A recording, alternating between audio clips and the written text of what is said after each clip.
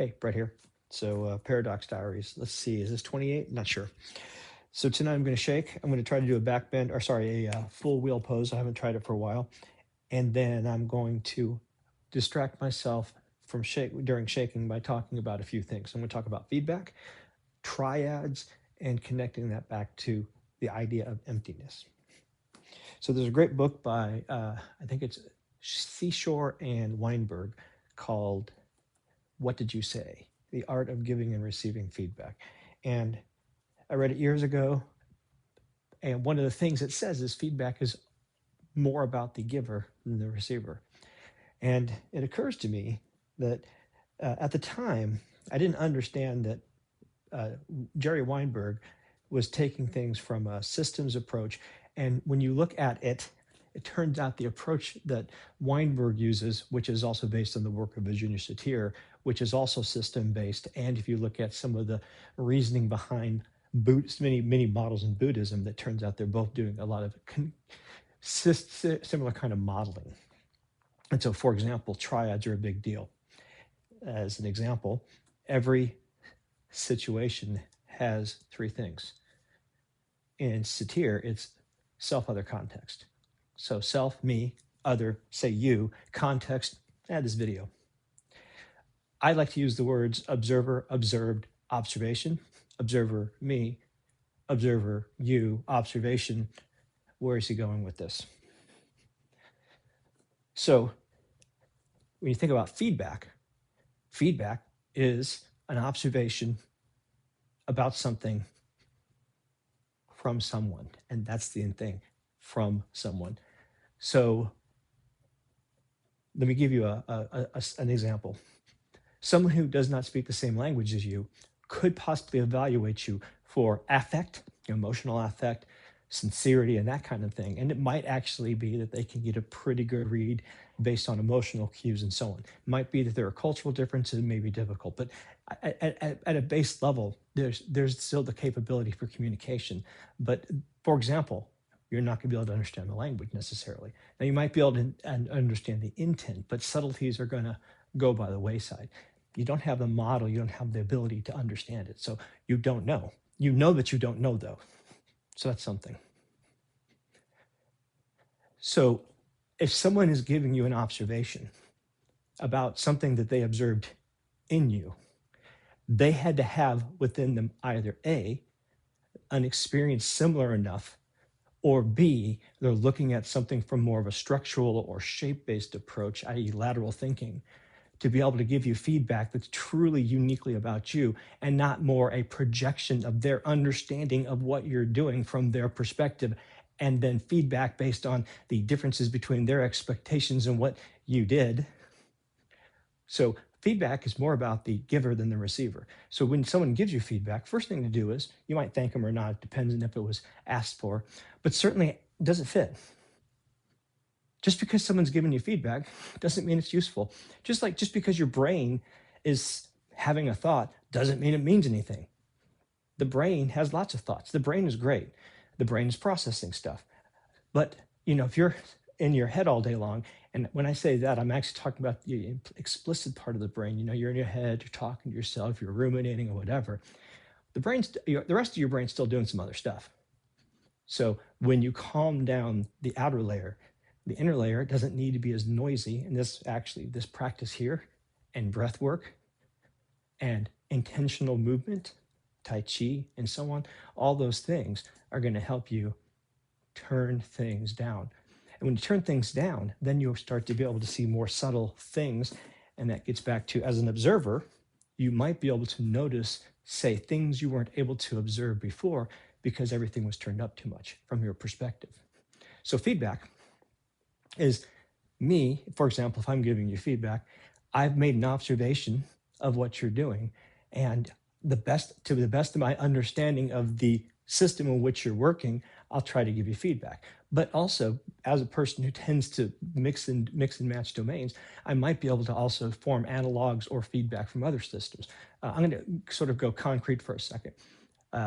Beginning of 2024, March, I took a flexibility coaching class from Lucas Rockwood at Yoga Body. So I wanted to get better. My goal was to get better at stretching. When you bought the class, when I bought the class, he made the previous class available. So I went through all the original, the previous class's materials. And by the third night, I found an adjustment to a pose that I've been doing for 2 years. I tried it. And then after doing that pose roughly 500 minutes, 10 more minutes, and I unlocked my trapezius muscles from the adjustment. And actually, you've seen me do it. Wide dog on an elevated bench. I'd been doing that for years before, and I didn't even know. I just had been doing the pose and getting really good hamstring stretch. But when I made that adjustment from this class I decided to take, all of a sudden, I had new knowledge, and it completely changed my possibilities. Great. So before I ever got to the class, I already got my money out of the course. However, when I went to the class, first of all, as a course, it was great. It was well organized. It was bite-sized chunks, really informative, covered things quite well. So just at that level, great. Actual presentation, great. Experience, great. It was all online. They knew how to do stuff online. Great. By the way, if you're waiting for a bad, I'm not going to have any bad things to say about it, right? But at another level. So one of the things they forced you to do, and I say forced you so this is a 20-hour continuing education for yoga certification. And so they actually have you take a test that has some questions on anatomy and so on. But the important thing is they also have you record a video of training on stretching, deep flexibility. And they have some constraints. And one of the more interesting constraints is 15 minutes or less, a certain number of poses. If you do an asymmetrical pose, you have to do both, minimum of 2 minutes.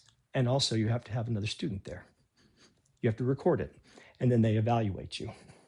And so they're up front, they say, look, since COVID, modern times, you're going to be doing things remotely. You need to be comfortable with this. So for you to pass this, I want you to do that. But also then the class did that because it's trying to get you to be able to be an entrepreneur at the end, giving you all the material. So the class sets you up. If I keep evaluating it, I'm not trying to sell you on the class, but what I'm saying is there were at least probably 4, 5 categories of masterful execution, from the actual material, the presentation, the coaching in it, the use of multi-modal training, right? The demonstration of how to do multi-modal training, coaching, setting you up for your own business, giving you marketing materials. I could go on. So the point is there a point? I've really gotten far in the field. Models, observation. I went to a concrete example. Okay, so and with respect to reviews, I've done training, so I can evaluate things from a training perspective. I've developed training in multiple ways, from completely exploratory to completely regimented with the usual lectures and slides. So I've done a gamut. And so I can evaluate things from that perspective. I've also trained trainers, so I can evaluate that from that perspective. So even though, the point is, I can use stuff that I've learned from other domains and map it into an evaluation and possibly say, hey, by the way, have you considered this? But when I'm doing that, if you were to listen to me giving you that kind of feedback, I would be qualifying and say, look, I don't know about this, but I noticed that looks like this. Have you considered, is there a missing piece there? So I can do sort of shape analysis and give feedback. But most of the time, and even if I'm not doing something like that, even the feedback I'm giving you, I'm often aware that really what I'm saying is I'm noticing something in you that either bothers me about myself, or I'm noticing something in you that I've gone through.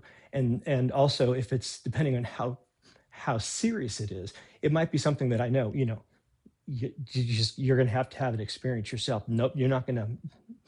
You just have to have the experience. There are certain things that you need to experience. And there are certain things like I will never experience it. So as a result, I'll never be able to give feedback. I can give empathy, but not feedback. Okay, so I've already gone 9 minutes and I haven't even gotten to emptiness yet. So again, quick observation. Feedback is generally more about the observer than the observed. That's one thing. So when you get feedback, ask yourself the question, does that feedback fit for you? Now, you can do that without even questioning the intent of someone, because even if someone has, regardless of someone's intent, they're giving you some information, and that information, even if it's completely wrong, still gives you some useful, possibly useful information to work with. So the thing is, you got to figure out if it's useful for you. So don't worry about feedback from someone else. Now, the qualifier, of course, is if the feedback is from a superior and you might lose your job, obviously, but I'm talking in general. There's the reality of, here's the bridge to emptiness. There's the reality of, you have some kind of independent existence. And then there's also the reality of, well, but I have to have a job to pay bills, to eat food, at least, in America, where you're free to basically die if you can't work your ass off. Bit of a socialist and also a communist here. So if you're looking for, well, anyway, I'll move on. So there's reality, and then there's practicality, and then there's maybe the theoretical. So let's tie this to the idea of emptiness. So there's lots of ways to talk about the notion of emptiness, but emptiness doesn't mean empty. Emptiness means empty of independent nature or independent arising.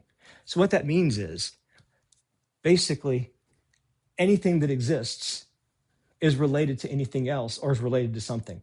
I made a leap there, but I could give you the full connected thing in singularity at some point, but let's ignore that for a second. So no independent arising.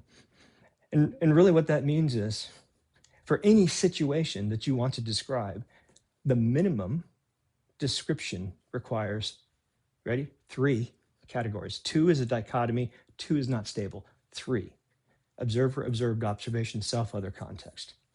All right. So that's really what emptiness is saying. And I just said the same thing about feedback. Feedback is about the person giving the feedback.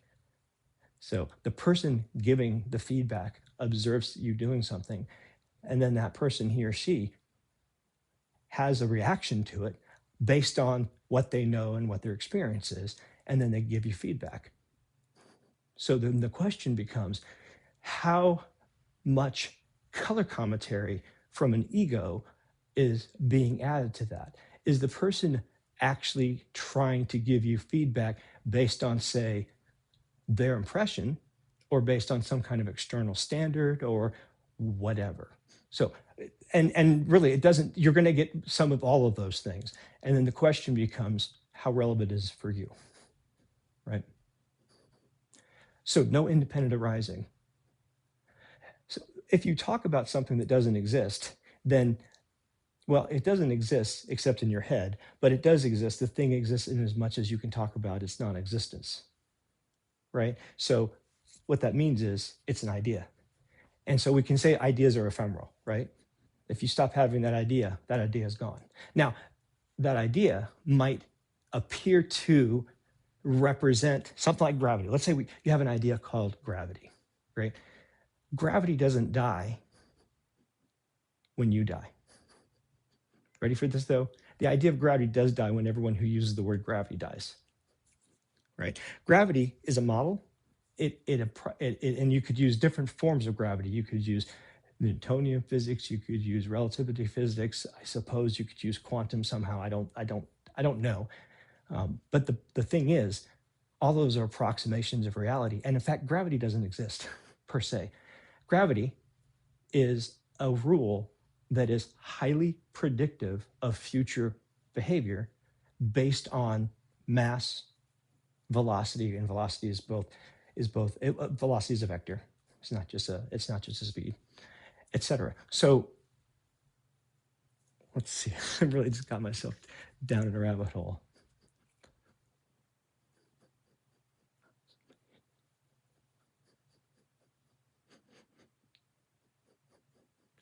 So gravity is just a model, and in fact, I can demonstrate this in the sense that, so we had an earlier version of gravity from Newton, which for most situations of the time was completely adequate.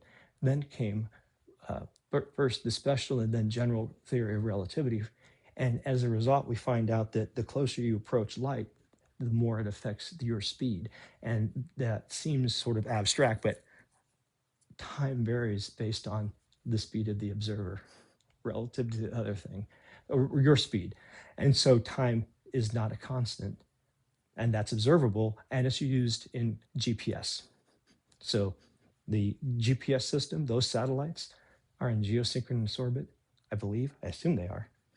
They must be. And so that means that they're going, I have no idea how fast they're going. Is it 18,000 miles an hour? I don't remember. It's really fast because they're at a point where, given their mass and given the Earth's mass, they fall at a speed that is exactly equal to the arc of the Earth. And so they're always in the same place because they're falling at the exact same speed as the rotation of the Earth.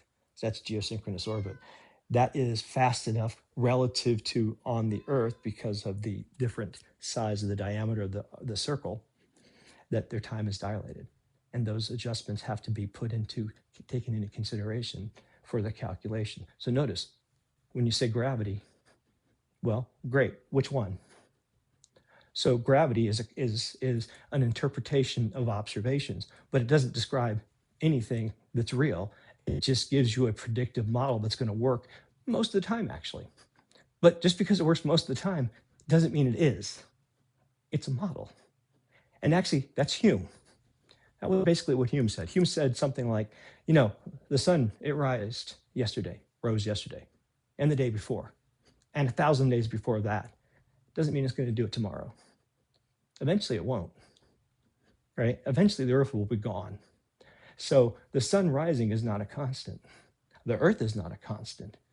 Nothing is a constant. So that's immutability. Sorry, impermanence, not immutability. Opposite of immutability. That's impermanence. And that really just, everything goes away. Everything that has a beginning has an end. That's it. That's all it says. But emptiness is there's nothing that exists without an observer, unobserved, and then an observation. That's all it says. But it has a huge impact. If you take the time to figure out, do an inductive proof that shows full connectedness of everything in the universe, including past, present, and future, which it's easy to do, right? I mean, I've done it in previous Paradox Diaries. So I'm not going to do it again. But the idea, now I might be wrong about that, but I'm convinced that it's correct. Again, it's a model. Even everything I'm talking about is empty, right? So when I say something is empty, what I'm saying is in the here and now, it probably has some relevance because, for example, you and I are talking about something and that thing we're talking about exists, but it's all relative to this situation. And when this situation changes, that thing may or may not change. It depends. But eventually, even if it doesn't change immediately, whatever the situation, observation is, it's going to change independent of us because of impermanence. So all things are impermanent and everything is connected to everything else essentially. So really at the end of the day, when we talk about no independent arising, that really just means we're all connected. Like for example, we're connected to the Earth. Have you ever seen the L on vitamins? That means the molecule, I think, turns one way. Let's see, probably that way versus that way. We can't consume the other version of the molecule either at all or as efficiently. So if we were to go to a planet where it happened to be the other way, we'd have to completely terraform the entire planet or manufacture all the food. And guess what? Manufactured food, it doesn't have the micro and macronutrient balance. That's why everyone's getting fat and unhealthy, right? We've demonstrated our ability to produce healthy processed food, and the jury's not out. It sucks. If you eat processed food, you're gonna basically get type 2 then type 3 diabetes. Now, you may not. Who knows? You might die of a heart attack, so you may not get type 2 and type 3 diabetes. Or you might just, overdose on all the medicine that you're having to shove down because your diet's crap because the food that you have is crap. So I guess I didn't really mean to go that negative, but the bottom line is I don't really see us ever, not in my lifetime, leaving the planet for any kind of significant time, because anywhere we're going, we're going to have to terraform it so hard that if there was anything there, we're going to have to kill it. And with all due respect, You don't create you don't do that. You completely destroying a planet just so you can live there is just the amazing arrogance and stupidity. It's just silly. So it's ridiculous. We don't even understand what the hell's going on in our body. I'm not saying don't do research and don't go into space, fine, but you're being sold a whole bunch of bullshit. With all due respect, for example, all the stuff you might have seen landing rockets on asteroids, it's not going to happen. A lot of the asteroids are not actually solid, and you certainly sure as hell can't put a rocket on them. So, the stuff you're being sold is just ridiculous. And let's see, we were going to go to Mars, according to Musk, and now he's going to go to the moon. He's not going to do anything. He's going to continue failing. Okay, I'm going to get off the negative stuff. I might have to cut this part out. I probably won't. Okay, well, I'm tingling, but I did get myself riled up a little bit mentally. Okay, what I wanted to do, I'm going to see if I can get have I gotten any closer to doing a full wheel pose. I tried to do it a couple months back, and I think my hip flexors were stopping me. So I think I'm going to try this. And I decided to not try this before, so I'm going to do this live. And the last time I could barely get my head with my hands. So, of course, this may not be, actually, I think I want to use this surface. Excuse me, Chesh. Pardon me, buddy. Yeah, come on. There we go. Thank you, buddy.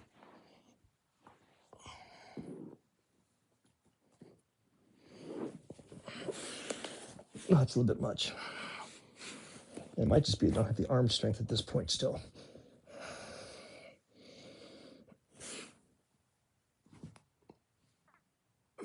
Oh, that's a lot better. See, I was thinking it was my hip flexors based on how they felt with all the hip flexor stuff I've been doing. And so getting my head off the ground, that's a first for a long time.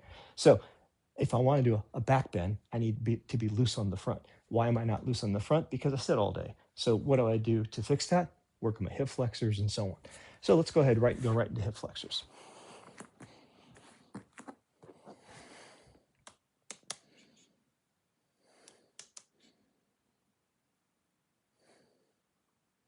Yep, it's running low on power. All right, for the hip flexors, there are different ways to stretch the hip flexors. So, your results may vary.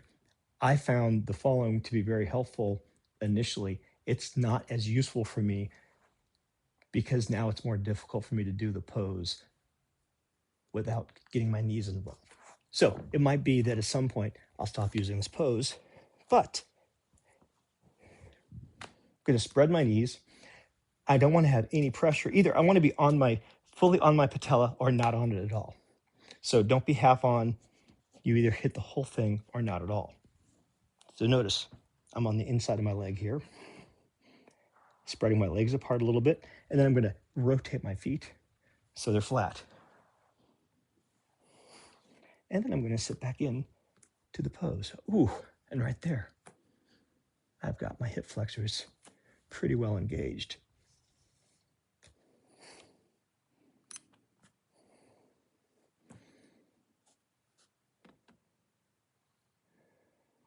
So this style of stretching, I call it deep flexibility floor, just to contrast it with stretching.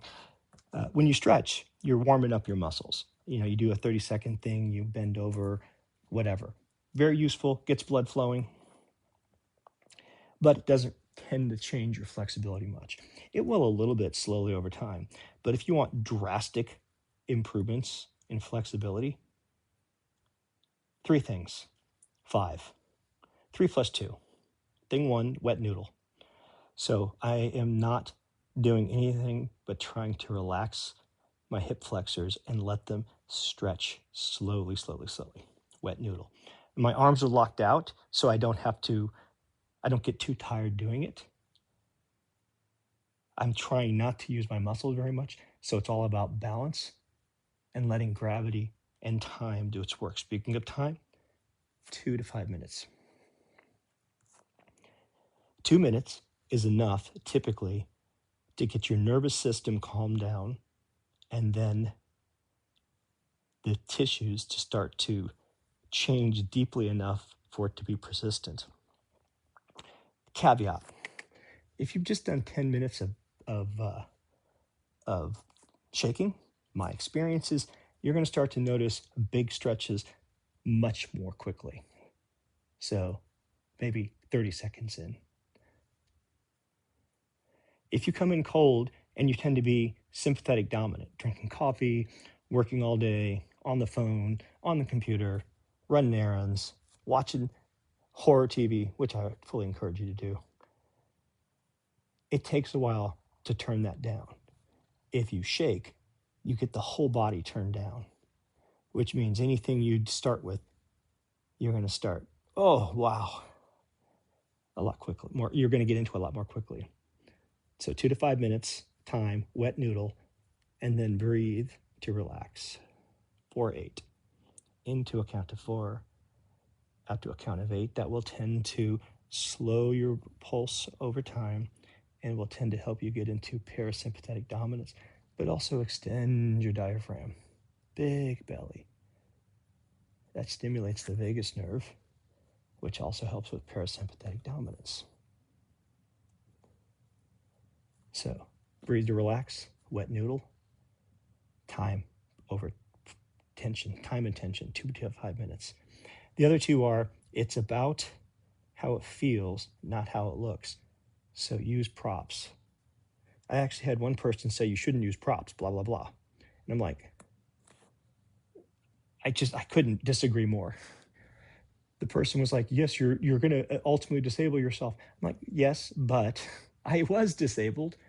And so I needed to use props so I could safely do things because I'm not a young spring chicken anymore.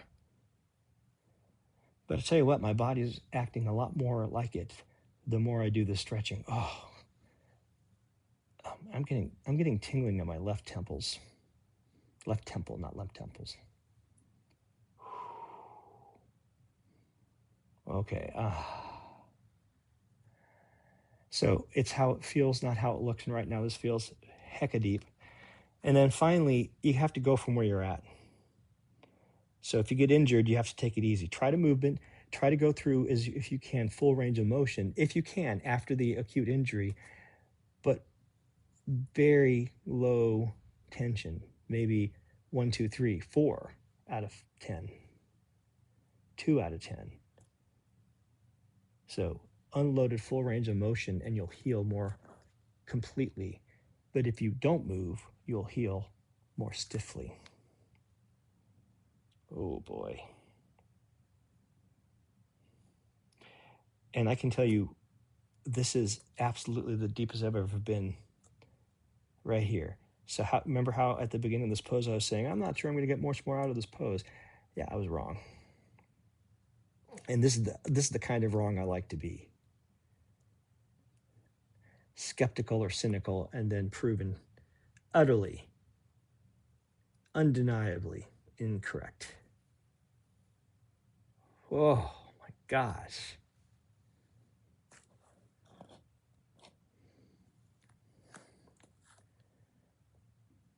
Okay, now it's 5 minutes. I'm going to stay in this just a little bit longer because I'm still stretching and I don't want to.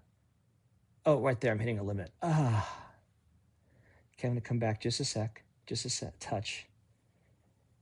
And I have this unproven theory that if I'm pretty deep in a pose and I just stay there for a good amount of time at that exact same place, then I'm more normalizing that distance in. Okay, I'm going to come out now very slowly. Okay, I cannot use my hip flexors, which is what I would normally, oh my gosh, do. I got to come out really, really slow. I have deeply, deeply destabilized. Okay, I'm going to stop right there. Come back a little bit more. Change my balance. And this may look pathetic, but I guarantee you, if I try to go any faster, I'm going to hurt myself. As in, I will, something bad, because I'm very much trying to do exactly that. Man. So not only did I really get my hip flexors, I also got my abductors on the outside. Wow. I'm gonna stay here for a second. I'm still stretching. I've got my toes curled under. I generally just do that throughout. And again, the reason I curl my toes under is having flexible toes is going to help your balance. It's also probably going to help your calf tightness and the arch in your foot tightness. So I'm stretching the arches of my feet and my toes right now.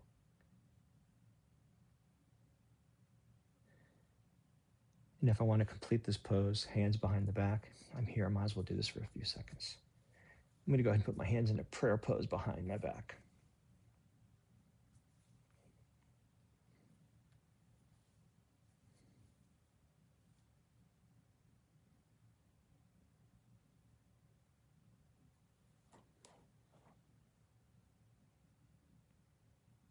So this is called pins and needles.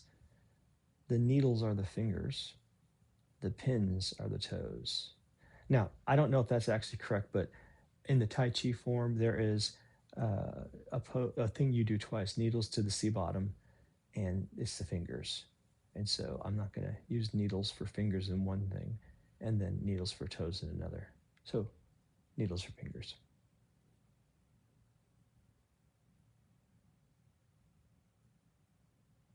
For me, back to observer, observed, observation. Needles, observed. Our fingers, observation. To me, observer.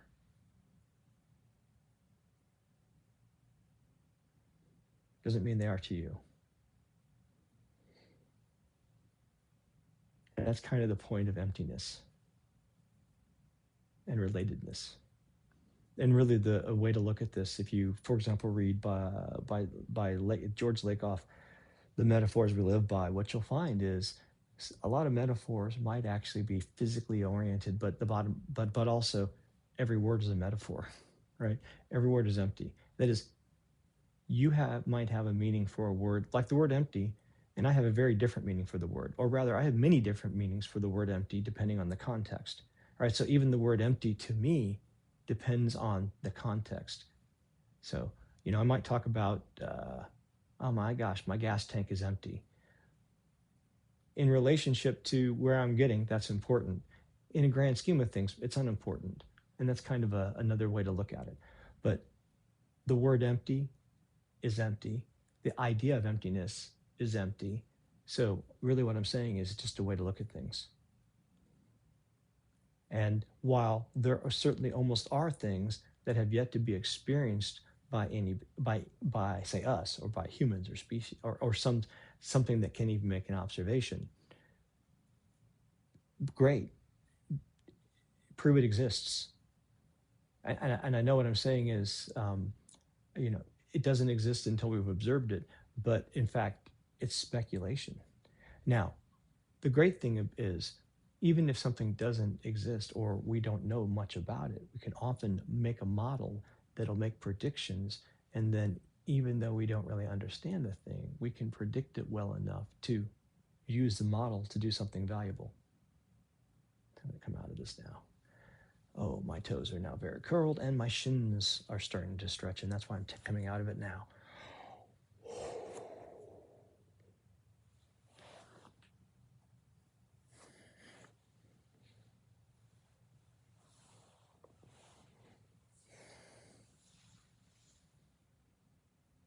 Okay, now that I've stretched my hip flexors, I'm going to go back into the bridge pose. Now, I'm going to talk about a rule before I do that. I always say do yang stuff after yin. Stretching like we're doing here, like I'm doing here, is yin. Bridge pose is yang. Right? It takes effort. It takes energy. So here's the thing. I'm not using my hip flexors. I just stretched my hip flexors. In fact, I want my hip flexors to not be a part of what I'm about to do. So I stretch them, and I don't need them to go into the pose. And I also don't need them to come out of the pose because I can use my core. And so by stretching my hip flexors, I've taken them out of the loop with respect to doing the bridge pose. But if I were, for example, let's say I had just stretched my chest, I wouldn't do the bridge pose. because I'm going to be using, I'd be using that. So I'm not going to use the muscle I just stretched, but I'm going to do something that goes counter to something, apparently counter to something I've said. And really all I'm saying is from a fine grained perspective, the first version of the rule is yin after yang. So don't do anything like this. The second version is yin after yang with respect to any of the muscles that you've worked. Since the pose I just did was very targeted, I know I pretty much only have done here, a little bit here, but this was not as much. So I'm going to go ahead and try to go into it again. I think my arms are out though. Yeah, my arms are just not strong enough to do it, but I can certainly do this.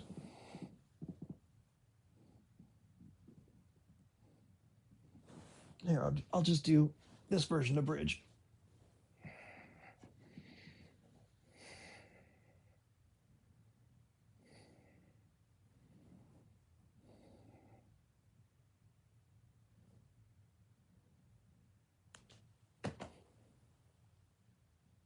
Okay, well, since I'm here, I haven't done this for a while.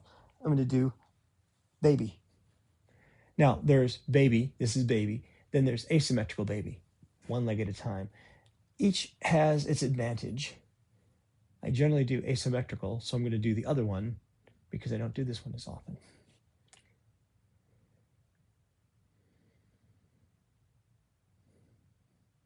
Alexa, play Spotify.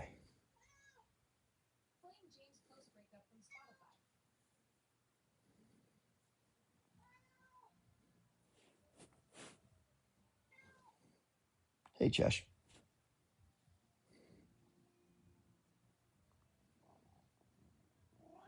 Hi.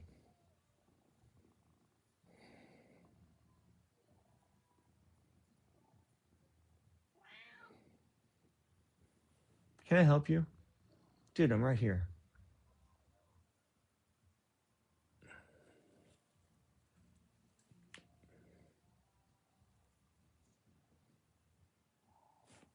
I want a pillow for my neck.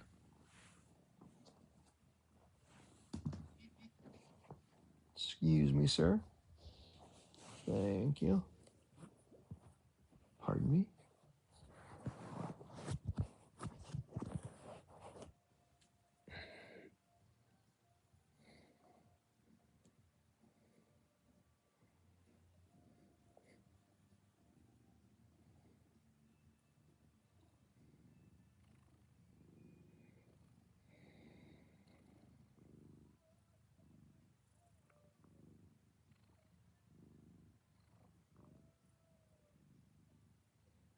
Chesh, please stop bumping my head. Just stop.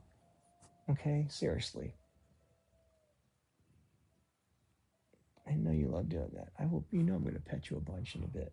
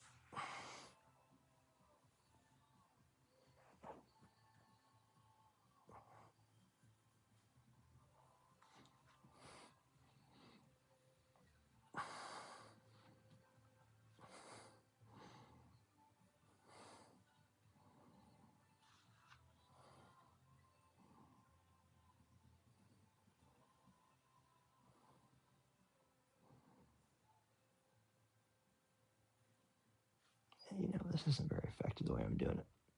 Did it for a minute, so I'll do it a minute on the other side as well.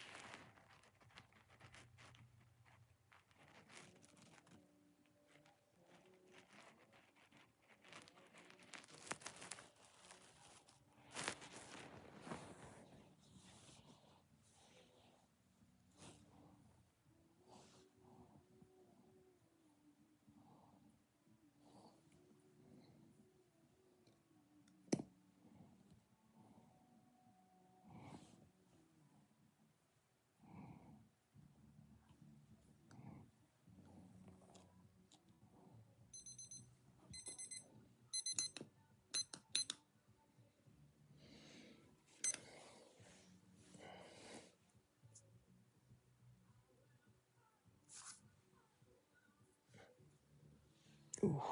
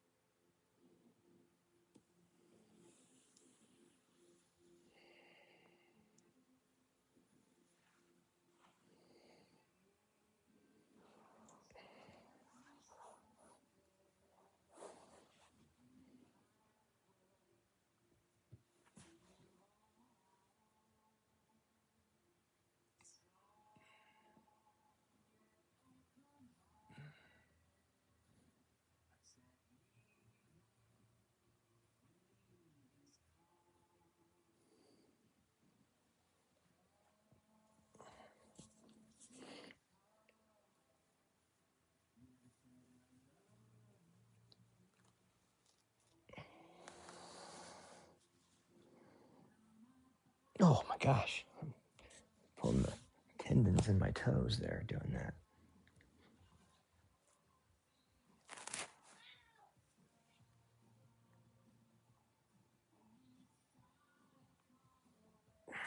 Okay, come here. No, you're fine. Come here. Yeah. Come here. I'm going to get you right here. Here. You can do whatever you want, okay?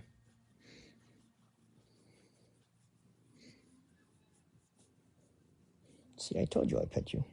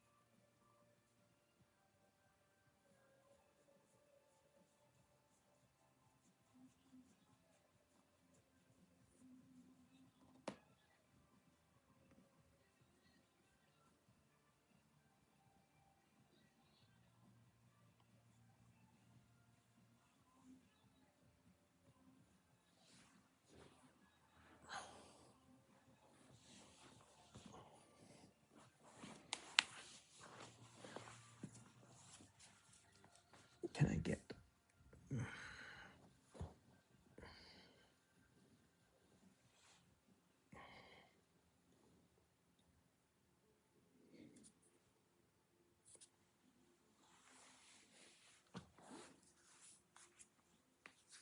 Oh, not even nearly as close.